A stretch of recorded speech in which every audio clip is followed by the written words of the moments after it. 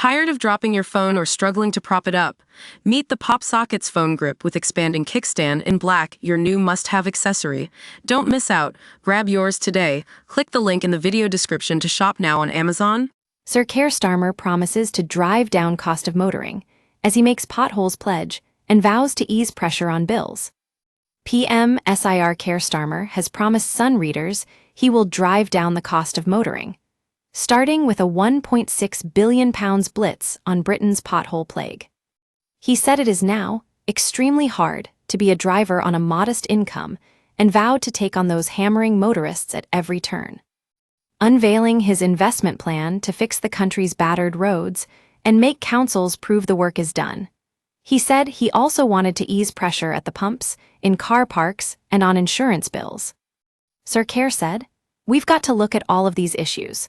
Whether it's insurance, whether it's parking, whether it's a number of other measures, it is extremely hard to be a motorist on a modest income these days. And yes, I do want to bear down on all that. I think we need to drive down the cost of motoring, because that's a lifeline for so many people." He took aim at greedy fuel retailers for failing to pass on months of falling wholesale costs. It comes after the Sun's Keep It Down campaign has pressured ministers to keep fuel duty frozen for more than a decade. If Chancellor Rachel Reeves had scrapped the 5p fuel duty cut in October, petrol prices would have easily soared past the pre-pandemic record of 142.5p a litre. Sir Keir said, "I am concerned about whether the benefit the government's putting in place is being passed on. The reason for freezing fuel duty is to ensure the motorist is better able to afford getting around, using their car, their van, whatever it may be. It's not as a bit of comfort for somebody else. So I want to make sure that is passed on, so that when we make decisions in central government about fuel duty, that is then reflected in the pockets of working people across the country." Labour has formally committed to rolling out the Fuel Finder scheme by the end of 2025, requiring forecourts to share live price data so drivers can track the cheapest fuel available nearby. Asked if the scheme could be fast-tracked, Sir Keir admitted, "Well, I don't think we can bring that forward, but I am absolutely clear that we need to bear down on this." The scheme was first proposed by Britain's competition watchdog after it found drivers were being ripped off at the petrol pumps. The Sun also understands the government's Motor Insurance Task Force will be relaunched next month under Transport Secretary Heidi Alexander and Treasury Minister Emma Reynolds.